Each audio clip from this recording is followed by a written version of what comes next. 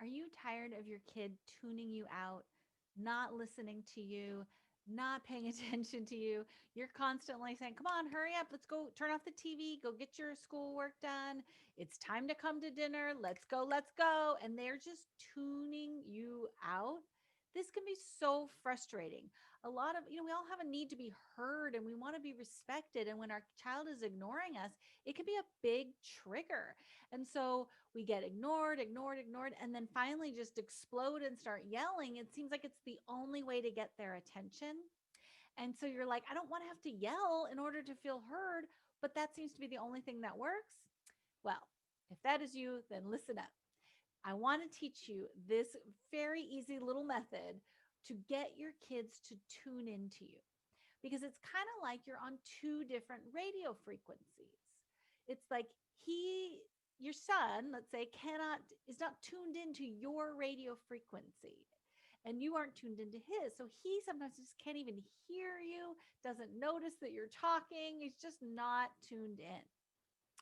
And so, what we want to do is instead of always trying to get our kids to tune into our radio station or frequency, like it's like, come on, hurry up, get in the car, we got to go.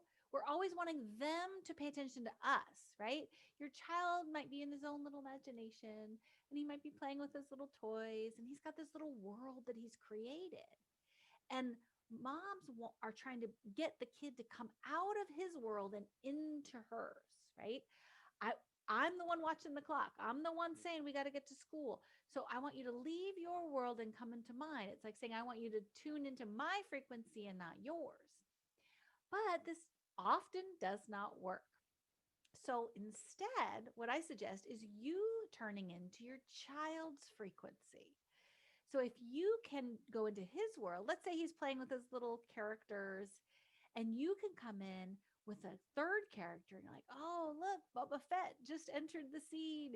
He's going to fly in the X-Wing fighter. And he gets into his plane and he flies off into the air. And you're like, oh, yeah, let's fly over the plant. And I'm going to fly into the garage and go get into the car. Boba Fett is going to put on his seatbelt. When you can enter your child's world, he will follow you because he doesn't have to leave his frequency.